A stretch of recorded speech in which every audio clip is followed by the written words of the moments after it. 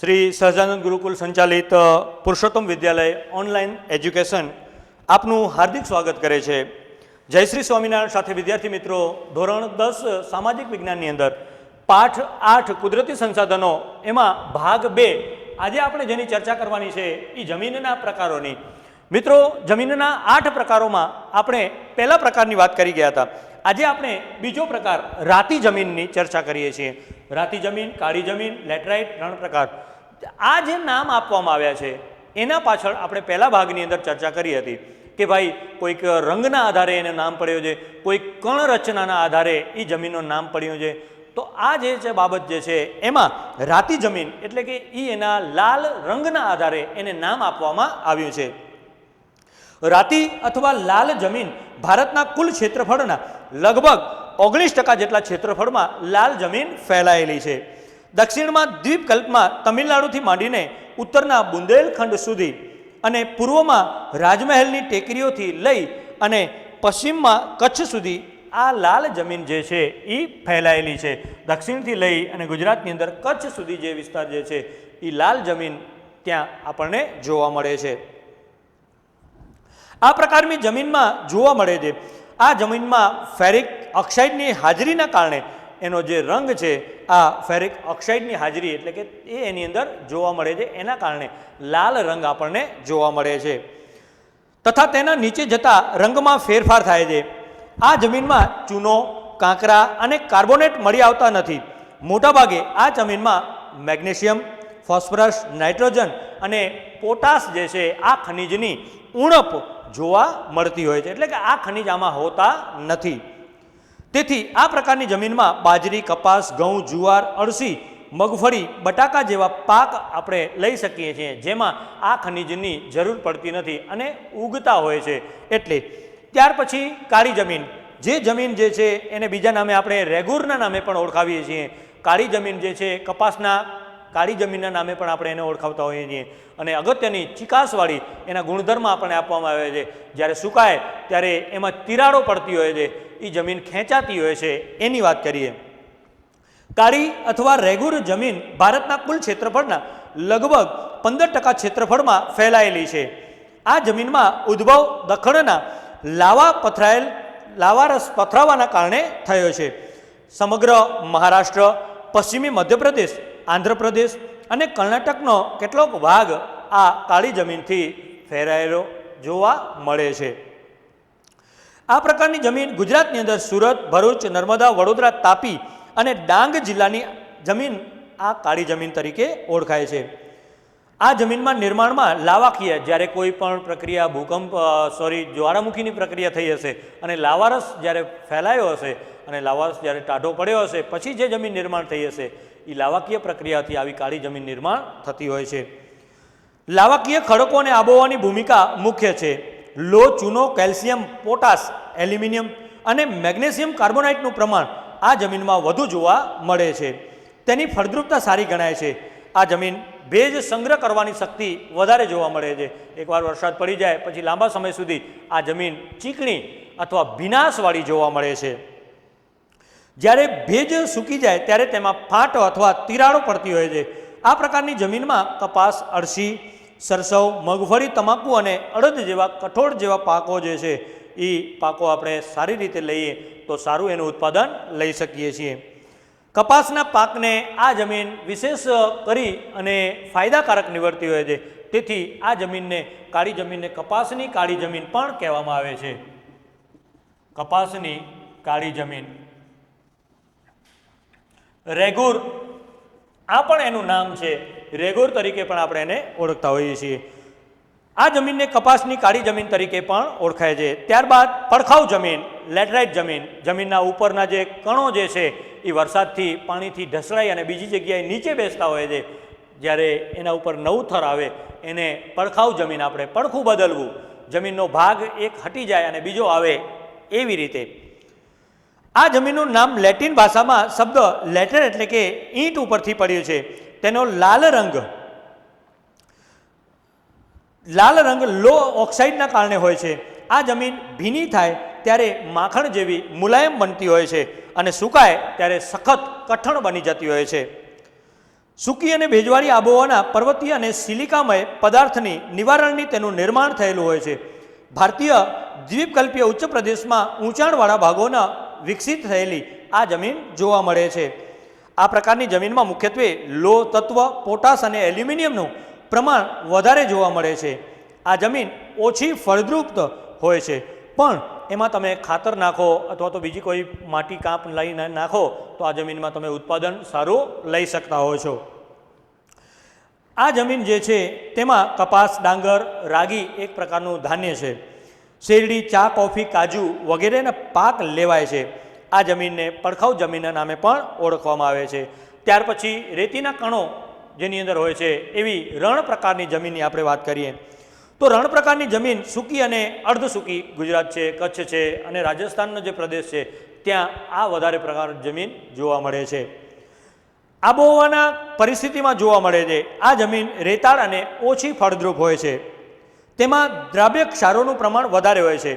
આ પ્રકારની જમીન રાજસ્થાન, હરિયાણા અને દક્ષિણ પંજાબના કેટલાક વિસ્તારમાં જોવા મળે છે. ગુજરાતમાં આ પ્રકારની જમીન કચ્છ, ઉત્તર ગુજરાત અને સૌરાષ્ટ્રના કેટલાક વિસ્તારોમાં આવેલી છે. પણ તમારી પાસે સિંચાઈની સગવડ હોય, પાણીની સુવિધા હોય તો તમે અહીંયા વાવેતર આ પ્રકારની જમીનની અંદર કરી પણ શકતા હો છો.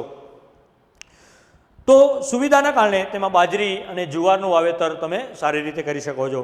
ત્યારબાદ છઠ્ઠું જે બતાવવામાં આવ્યું છે એ પર્વતીય જમીન, ડુંગરાળ જમીન જેને આપણે કહીએ છીએ, પર્વત ઉપર જમીન છે એવી જમીન. આ જમીન હિમાલયની ખીણો અને ઢોળાવના ક્ષેત્રોમાં 2700 મીટરની ઊંચાઈ આ હિમાલય પર્વત છે. અહીંયા 0 મીટર, અહીંયા 1000 મીટર, અહીંયા 2000 મીટર, અહીંયા 2700 મીટરની ઊંચાઈ ઉપર આ જમીન આપણને જોવા મળે છે. 3000 મીટર સુધીની ઊંચાઈ, 2700થી લઈ અને 3000 મીટર, આ 300 મીટર જેટલો બેનો પર્વતનો ઊંચાઈનો ભાગ બતાવવામાં આવ્યો છે. જોવા મળે છે તેનું સ્તર પાતળું અને અપરિપક્વ છે. અસમ, દાર્જિલિંગ, ઉત્તરાખંડ અને હિમાચલ પ્રદેશ અને કાશ્મીરમાં આવેલી આ જમીન કહેવામાં આવી છે. હિમાલયના સામાન્ય ઊંચાઈના ભાગોમાં દેવદાર, ચીડ અને પાઇનના વૃક્ષોના વિસ્તારમાં આ પ્રકારની જમીન જોવા મળે છે. ત્યાર પછી જંગલ પ્રકારની જમીન. આ પ્રકારની જમીન હિમાલયના શંકુ, આવા ધોરણ 9માં આપણે અભ્યાસ કરી ગયા છીએ, આવા શંકુ આકારના જંગલો, જે જંગલોની ડાળીઓ, જે વૃક્ષોની ડાળીઓ જમીન તરફ નીચે ઢળેલી હોય, એના પાંદડા લાંબા, ચીકાસવાળા અને બરફ પડે તો સરકીને નીચે જતો રહે, એવા જંગલો, જ્યાં એવા વૃક્ષો જે જંગલોમાં થાય છે એને શંકુ આકારના જંગલો કહેવામાં આવતા હોય છે.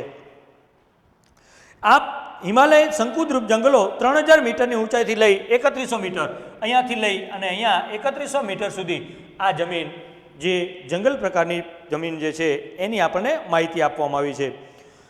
આ જમીન સહ્યાદ્રી, પૂર્વઘાટ અને મધ્ય હિમાલયના તરાઈ ક્ષેત્રોમાં આવેલી છે. વૃક્ષોના ખરેલા પાંદડાથી ભૂસપાટી જે છે એ આખી જ ઝાડના પાંદડાઓથી ઢકાઈ ગઈ હોય છે અને તેના પાંદડા સડવાથી સેન્દ્રિય દ્રવ્યોનું પ્રમાણ વધવાથી આ જમીન ઉપરનો ભાગ જે છે એ કાળો બનેલો હોય છે. જે જમીન તળના નીચે જતા ભૂરા કે લાલ રંગમાં ફેલાઈ જાય છે. એ ઉપરના ભાગને તમે હટાવો તો નીચે એનું ઓરિજિનલ જે સ્વરૂપ, એનો જે રંગ જે છે એ તમને ભૂરો રંગ અથવા લાલ રંગ તમને જમીનનો દેખાય. આ જમીનમાં ચા, કોફી, તેજાના એટલે કે તજ, લવિંગ, તેજાના ગરમ મસાલા જેને આપણે કહીએ છીએ ટૂંકમાં, એનો તમે વાવેતર કરી શકો છો. ઉપરાંત ઘઉં છે, મકાઈ છે અને જવ, ડાંગર વગેરે પાક પણ ઉગાડી શકો છો. આ જમીન અત્યંત મર્યાદિત ક્ષેત્રોમાં જ હિમાલયના પર્વતીય 3000થી 3100 મીટર ઉપર જ આ જમીન આવેલી છે. અને છેલ્લી જે જમીન જે છે દલદલીય જમીન, તે પીટ પ્રકારની જમીન. આ પ્રકારની જમીન ભેજવાળા વિસ્તારમાં જૈવિક પદાર્થોના સંચયનથી વિકસે છે. વર્ષાઋતુ દરમિયાન આ જમીન પાણીમાં ડૂબેલી હોય છે અને પાણી ઓસરતા, જ્યારે પાણી ઓસરી જાય અથવા ચૂકી જાય ત્યારે તેમાં ડાંગરની ખેતી કરવામાં આવે છે. આ જમીનમાં જૈવિક પદાર્થો અને ક્ષારની બહુલતા અને ફોસ્ફરસ, પોટાશની અલ્પતા જોવા મળે છે. આવી જમીન ઓડિશા, પશ્ચિમ બંગાળ, તમિલનાડુના કિનારાના ભાગો, ઉત્તર બિહારનો મધ્ય ભાગ અને ઉત્તરાખંડ, અલ્મોડા જિલ્લામાં જોવા મળે છે. આ જમીનનું ક્ષેત્ર અત્યંત મર્યાદિત કહેવામાં આવ્યું છે. હવે જે મુદ્દો છે એ જમીન ધોવાણનો આપણે વાત કરીએ.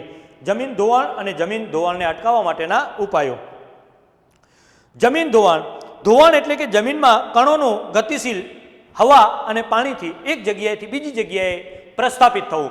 અતિશય ભેજમાં અતિશય પૂર આવે, પાણી ઘસમસતું આવે અને માટીના ઉપરના જે કણોને ઢસડીને બીજી જગ્યાએ લઈ જાય અને જ્યાં ખુલ્લા મેદાનમાં પાણીની ગતિ મંદ પડે ત્યાં આ માટી પ્રસ્થાપિત થાય, ત્યાં આગળ વધી શકે નહીં અને સુકાય પછી જે નિર્માણ થાય છે એ જમીન ધોવાણ પાછળની જમીનનું આપણે કહીએ છીએ.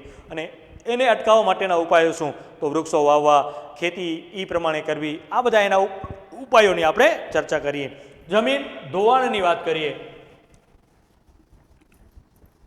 જમીને ધોવાણ કોને કહેવું? એને જમીન ધોવાણ. તો ધોવાણ બે રીતે થતું હોય છે, હવા અને પાણી. જમીનનું ધોવાણ બે રીતે થતું હોય છે. અતિશય ગતિમાં ફૂંકાતો પવન એ હવા દ્વારા થયેલું ધોવાણ, અને પાણી દ્વારા અતિશય વેગમાં પાણીનું આગળ વધવું અને એની સાથે જે માટીના કણો ઢસડાઈને જતા હોય છે એને પાણી દ્વારા થયેલું ધોવાણ કહીએ છીએ. ધોવાણ એટલે કે જમીનના કણોનું ગતિશીલ હવા કે પાણી દ્વારા એક સ્થળેથી બીજા સ્થળે સ્થળાંતર થવું. અન્ય રીતે કહીએ તો ઉપલા જમીનના કણોનું ઝડપથી કુદરતી બળો દ્વારા અન્ય સ્થળોમાં સ્થળાંતર થઈ જવું. તેની ઉપરનું પડ બનતા વર્ષો લાગતા હોય છે. જમીનના ઉપરનો જે પડ જે છે એ બનતા વર્ષોનો સમય લાગતો હોય છે અને તેમાં જમીન કણોને ભારે વરસાદ કે તોફાની પવનોથી થોડા દિવસોમાં ખેંચાઈ જાય છે. ખેત ઉત્પાદનમાં ઘટાડો થાય છે અને આ પડ જે છે એ પડની જાળવણી ખેતી માટે અત્યંત જરૂરી છે. આથી જમીનનું ધોવાણ અટકાવવું આપણા માટે, કારણ કે એ બંજર ભૂમિ બની જતી હોય છે. એકવાર જમીનનું ધોવાણ થઈ ગયું પછી એમાં તમે ખેત પેદાશો કાંઈ પણ ઉત્પાદન કરી શકતા નથી, એટલે એ જમીનની વેલ્યુ ઘટી જતી હોય છે.